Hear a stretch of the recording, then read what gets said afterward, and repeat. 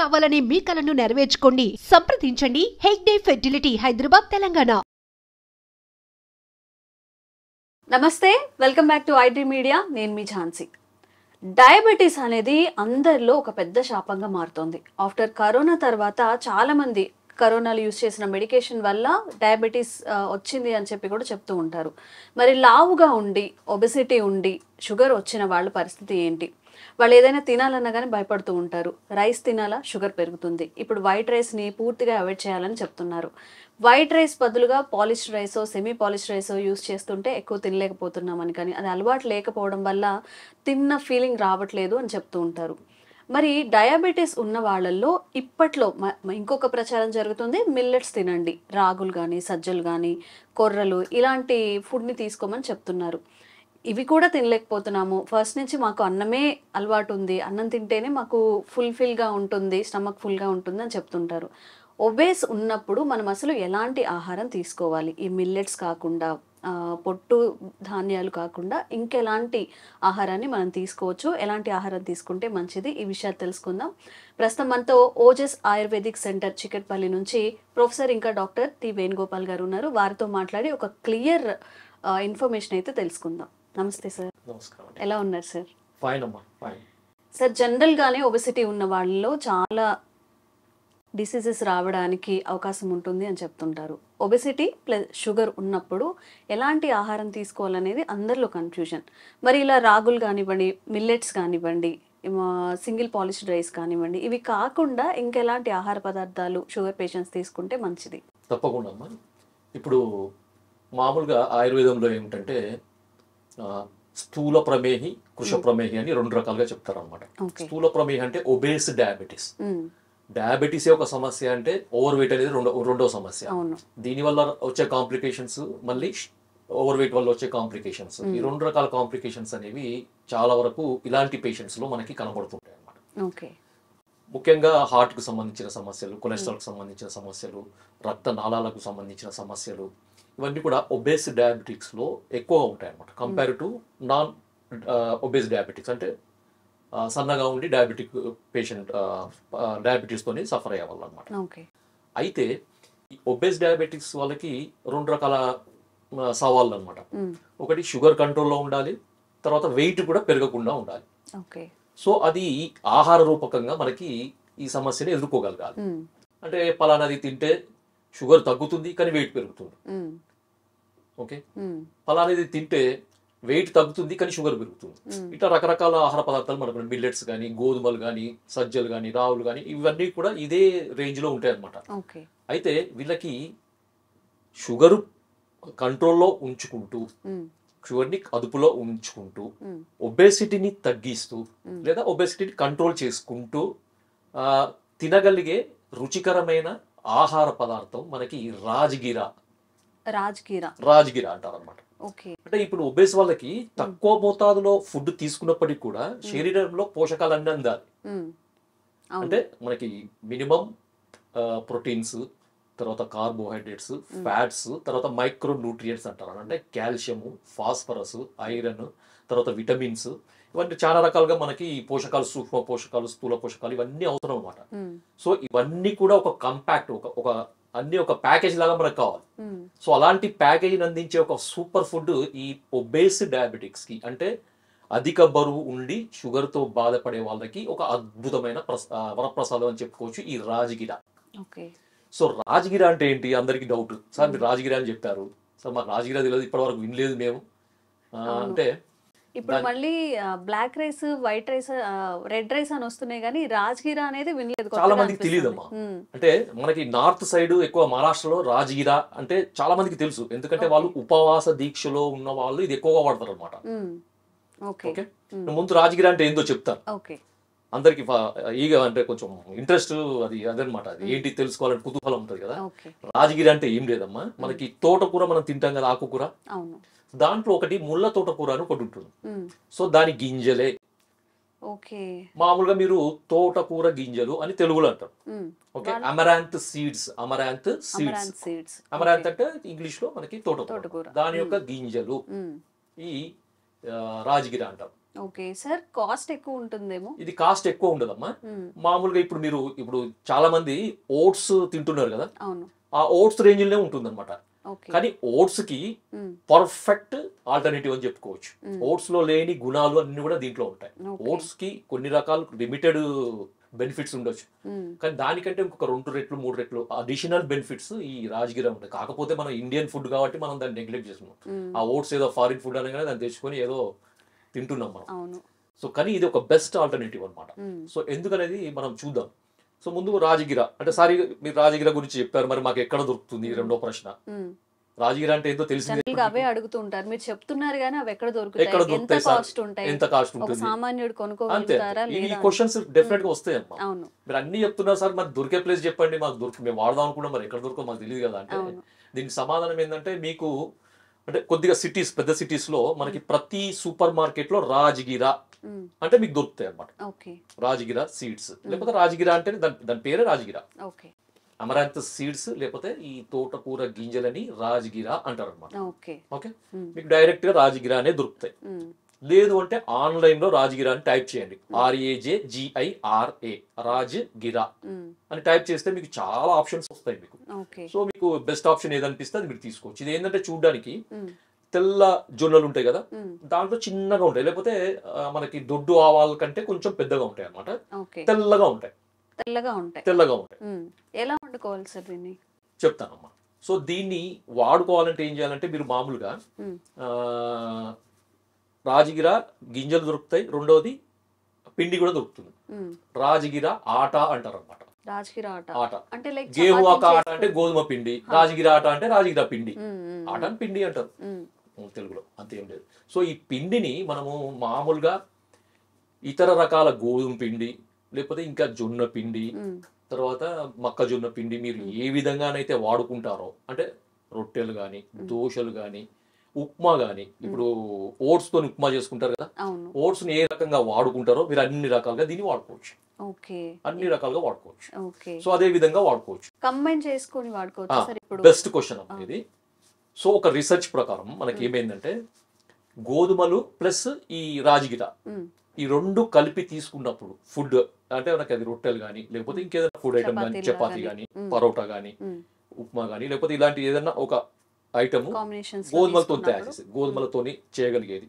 So దానికి 1/4 అంటే ఒక భాగము గోధుమలు, తర్వాత ఒక పావు భాగం రాజగిరా పిండి, లేదంటే సగం సగం ఈక్వల్ కలిపి చేసినప్పుడు ఏమైతుందంటే, మనకి గ్లైసెమిక్ ఇండెక్స్ అనేది చాలా వరకు తగ్గుతుంది. సో మామూలుగా అది గోధుమలది గ్లైసెమిక్ ఇండెక్స్ అనేది 107, 108 మధ్యలో ఉంటుంది అనమాట, 110 కొంచెం అటు ఇటుగా ఉంటుంది. ఎప్పుడైతే ఈ రాజగిరా పిండితోని మనం గోధుమలను కలిపి చేసిన ఫుడ్ ఐటమ్ కనుక టెస్ట్ చేస్తే, దాని గ్లైసెమిక్ ఇండెక్స్ అనేది దాదాపుగా 20 నుంచి 25 మధ్యలోకి వచ్చేసింది. చాలా తగ్గుతుంది. అందుకని ఏంటంటే డయాబెటిక్ పేషెంట్స్ కి ఒక వరప్రసాదం లాగా చెప్పుకోవచ్చు అన్నమాట. ఒకటి తర్వాత దీనివల్ల ఏమవుతుందంటే, ఆకలి అనేది తగ్గుతుంది. ఎందుకంటే దీంట్లో కాంప్లెక్స్ కార్బోహైడ్రేట్స్ ఉంటాయి. కాంప్లెక్స్ కార్బోహైడ్రేట్స్ ఉండడం వల్ల ఏమవుతుందంటే, అవి లేట్ గా జీర్ణం అవుతాయి. దాంతో ఏమవుతుందంటే, మనకి ఈ సడన్ షుగర్ స్పైక్ అంటారు కదా, మనం ఈ బియ్యం గానీ, పాలిష్ బియ్యం ఇలాంటివి తీసుకున్నప్పుడు షుగర్ సడన్ గా పెరుగుతుంది, సడన్ స్పైక్ అంటారు. సో ఆ సడన్ స్పైక్స్ షుగర్ అనేది ఎప్పటికైనా కానీ మంచిది కాదనమాట. సో అది ఇంటర్నల్ ఆర్గన్స్ మీద దెబ్బ కొడుతుంది. సో ఇది ఏమవుతుందంటే, కాంప్లెక్స్ కార్బోహైడ్రేట్స్ వల్ల స్పైక్ అనేది ఉండదు అనమాట. స్లోగా మనకి బ్లడ్ షుగర్ అనేది మెయింటైన్ అవుతుంది అనమాట. సో దీని వల్ల ఇది ఒక బెనిఫిట్.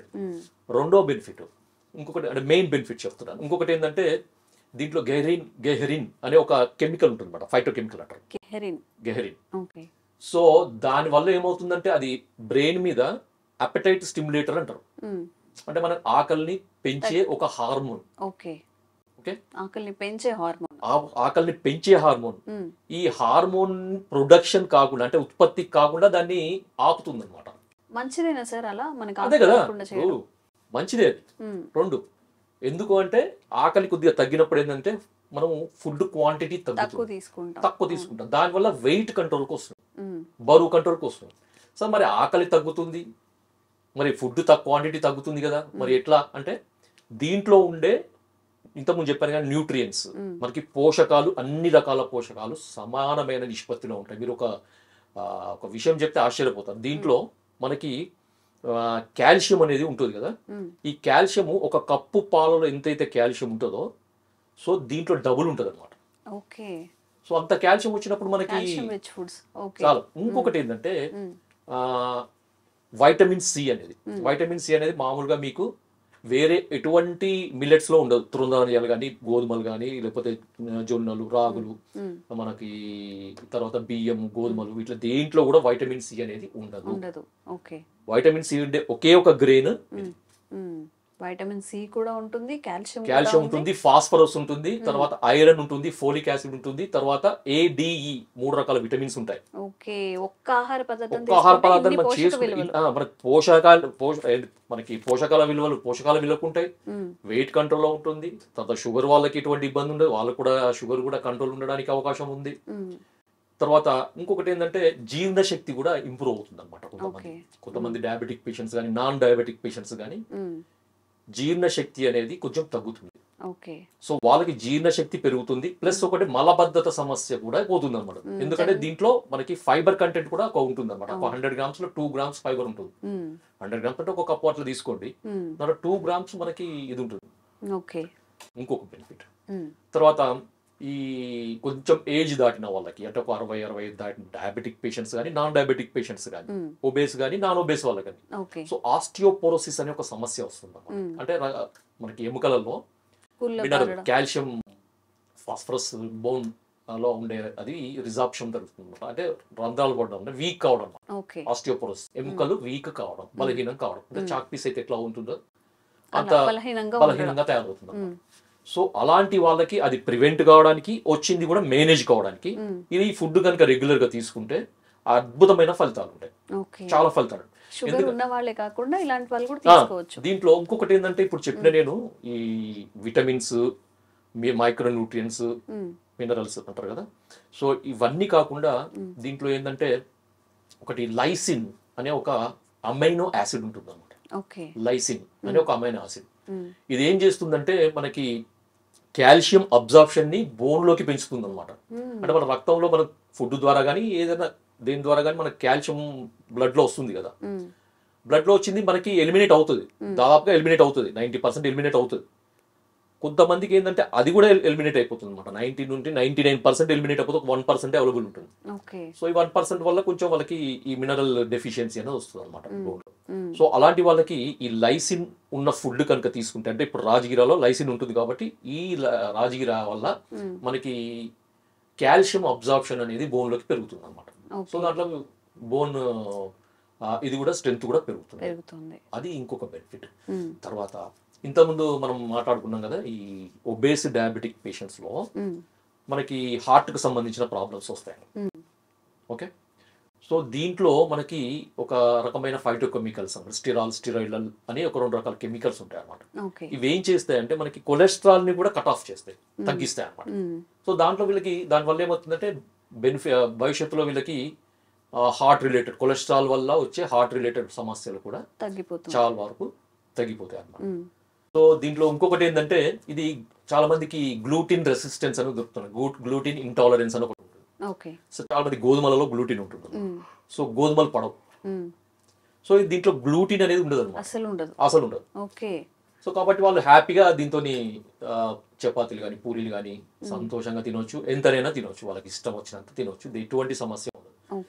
ఇంకొకటి ఇప్పుడు పిండి రూపం, అంటే ఇంతకుముందు చెప్పాను కదా ఆట లాగా చేసుకొని పూరి కాకుండా ఏంటంటే కొంచెం స్నాక్స్ లాగా కూడా తినొచ్చు దీన్ని.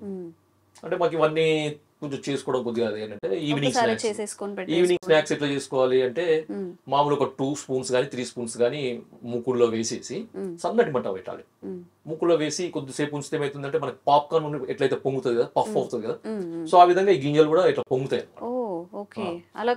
జొన్నలు, తర్వాత ఇవి ఏవైతే మనకి మక్కలు, పాప్కార్న్ ఇవి అంటారు కదా, ఎట్లయితే పాపప్ అవుతాయో, ఇట్లా పొంగుతాయో అదే విధంగా ఇవి కూడా పొంగుతాయి అనమాట. సో దాన్ని తీసుకొని మనం ఏదైనా మీరు గార్నిషింగ్ ఏదైనా చేసుకొని తినొచ్చు, స్నాక్స్ లాగా తీసుకోవచ్చు, లేదంటే పొడిలాగా చేసుకొని పాలలో కలుపుకొని తీసుకోవచ్చు, పాలలో కూడా కలుపుకోవచ్చు ఆ పొడిని, లేదా సూప్ లాగా చేసుకోండి, సలాడ్ల మీద వేసుకోండి, మీరు ఏ విధంగానైనా వాడుకోవచ్చు దీన్ని. లేదంటే మీతో ముందు చెప్పిన మిల్లెట్స్ ఇతర రకాల మిల్లెట్స్ తో దేంతోనైనా కలిపి తీసుకోవచ్చు. గోధుమలతో కలిపి తీసుకోవచ్చు, తర్వాత బియ్య పిండిలో కలిపి తీసుకోవచ్చు, లేదంటే కూరలలో కూడా కలిపి తీసుకోవచ్చు. కర్రీ ఆల్రెడీ చేసినాము తీసుకోవచ్చు. మనకి మార్కెట్ లో లేదు అంటే ఈ పొంగించిన ఈ గింజలతోని పిల్లలకి పెట్టాలనుకోండి, పిల్లలు కూడా పెట్టొచ్చు. ఇది మంచి, ఎందుకంటే దీంట్లో అన్ని మనకి మినరల్స్, విటమిన్స్, తర్వాత అమైనో యాసిడ్స్ ఇవన్నీ ఉన్నాయి కదా. సో మామూలుగా అయితే నార్త్ సైడ్, ముఖ్యంగా అయితే మహారాష్ట్ర సైడ్ అయితే రాజగిరా లడ్డు అని దొరుకుతుంది అనమాట. సో పిల్లలు బాగా తింటారు, ప్రతి ఇంట్లో చేస్తారనమాట అది రాజగిరా లడ్డు అని. ముఖ్యంగా నవరాత్రుల టైంలో వాళ్ళు నవరాత్రి ఉపవాసాలు ఉన్నప్పుడు వాళ్ళ ఉపవాసం విడిచిపెట్టిన తర్వాత తీసుకునే మొట్టమొదటి ఫుడ్ ఇదే అనమాట. అంత న్యూట్రిషియస్ ఫుడ్, అంత న్యూట్రిషియస్ ఫుడ్. వేరే ఫుడ్ లో ఇంత న్యూట్రిషన్ వాల్యూస్ ఉండవు. అందుకే వాళ్ళు దానికి అంత దీన్ని ఏమంటారు అంటే ఫాస్టింగ్ ఫుడ్ అంటారు. Best suitable food for fasting. Okay sir, అయితే జనరల్గా మనం ఒకటి వాడాలి అని చెప్పినప్పుడు ఇది ఎలా అంటే రైస్గా వాడుకోవచ్చా, రైస్ చేసుకుంటే ఎలా చేసుకోవాలి అని చెప్పి అడుగుతూ ఉంటారు. అంటే రైస్ క్వాంటిటీగా ఉడికించుకొని తినేయచ్చా కర్రీతో కలిపేసుకొని? ఉడికించేదానికంటే ఎక్కువ ఏంటంటే ఈ ఆట అన్నాం కదా, దాని పిండి, ఆ పిండితో చేసిన రెసిపీస్ వాడుకోవడం బెటర్. ఎందుకంటే మెత్తగా ఉడికితే మనకి, ఇప్పుడు మీకు ఓట్స్ ఉన్నాయి అనుకోండి, ఎలా అవుతుంది అది కూడా అలాగే అవుతుంది అనమాట. సో పొంగించిన దాన్ని ఏంటంటే మనకి పఫ్డ్ ఈ రాజగిరాని మీరు ఏ విధంగా అయితే ఇది వాడుతున్నారో, ఓట్స్ ఎట్లా వాడుతున్నారో అలాగే వాడుకోవచ్చు. కొంచెం మెత్తగా అయిపోతుంది, పాలలో కలుపుకొని తాగొచ్చు, పాయసం లాగా చేసుకొని తాగొచ్చు. ఎన్ని రెసిపీస్ మీకు ఆన్లైన్ చాలా రెసిపీస్. రాగి మాల్ట్ ఇప్పుడు ఎలా తాగుతామో అవి అలాగే తాగొచ్చు, తీసుకోవచ్చు. ఎందుకంటే ఒబేస్ వాళ్ళకి, అంటే ఇప్పుడు మీరు ఇంకొకటి డయాబెటిక్ వాళ్ళకైనా లేకపోతే ఒబేసిటీ డయాబెటిక్ లేని ఒబేసిటీ వాళ్ళకి అనేది కూడా ఒక క్వశ్చన్ వస్తుంది. సన్నగా ఉన్న వాళ్ళు కాదు, లావుగా ఉండే వాళ్ళు, షుగర్ లేదు, మేము సార్ లావుగా ఉన్నాం కానీ మాకు షుగర్ లేదు, ఇది వాడుకోవచ్చా? తప్పకుండా వాడుకోవచ్చు, హ్యాపీగా వాడుకోవచ్చు. No problem. వెయిట్ లాస్ అవుతుంది. ఇంతకుముందు చెప్పాను కదా నేను, హంగర్ సెంటర్స్ అని ఉంటాయి కదా మనకి, ఆకలిని పెంచే సెంటర్స్ లో నుంచి రిలీజ్ అయ్యే ఒక హార్మోన్ గెరిన్, సో దాన్ని తగ్గిస్తుంది అనమాట. సో దాన్ని ఏమంటారంటే దాన్ని బ్లాక్ చేస్తుంది, ఆ హార్మోన్ ని తగ్గిస్తుంది. దానివల్ల ఏంటంటే ఆకలి ఎక్కువ వేయదు. ఇంకొకటి ఏంటంటే ఇది తిన్నాక కడుపంతా నిండినట్టు అనిపిస్తుంది, అనిపిస్తుంది, మళ్ళీ ఏదో ఒకటి తినాలని అనిపించదు, తినాలని అనిపించదు అనమాట. ఎక్కువ క్వాంటిటీ ఫుడ్ పోదు. అయినా కానీ మనకి న్యూట్రిషనల్ సప్లిమెంట్ కి ఎటువంటి డోకా ఉండదు.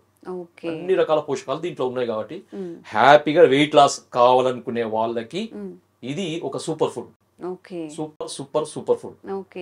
ఓన్లీ షుగర్ ఉన్న వాళ్ళే కాదు, షుగర్ లేని వాళ్ళే కాదు, ఓవర్ వెయిట్ ఉన్న వాళ్ళు తినొచ్చు, ఒక హెల్దీ లైఫ్ స్టైల్ ఫాలో అయ్యే వాళ్ళు కూడా హ్యాపీగా తినేయచ్చు.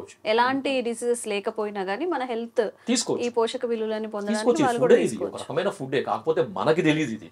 మనం ఎవరం ఇక్కడ మన తెలుగు పీపుల్ ఎక్కువ మందికి ఇది తెలియదు. తెలిసినా దీన్ని ఏదో ఎప్పుడో ఒకసారి ఏదో రకంగా వాడడం జరుగుతుంది. నేనైతే ఇప్పటి వరకు వినలేదు సార్. రాజగిరా చిక్కీ అని కూడా దొరుకుతాయి. మనం ఏదైతే పల్లి చిక్కీ, నువ్వుల చిక్కీ దొరుకుతాయో, రాజగిరా చిక్కీ అని కూడా దొరుకుతాయి. అసలు తోటకూర తింటేనే చాలా పోషక విలువలు వస్తాయి. వీక్లీ ట్వైస్ అయినా తినండి అని చెప్తుంటారు.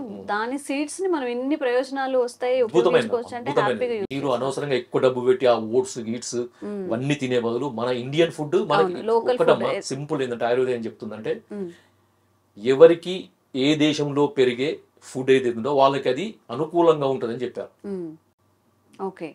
ఇప్పుడు మన లోకల్ ఏరియాలో, మన తెలంగాణ, ఆంధ్ర ఏరియాలో ఏదైతే ఫుడ్ ఐటమ్ మనకి అవైలబుల్ పెరుగుతుందో అది ఇక్కడ వాళ్ళకి సూట్ అవుతుంది.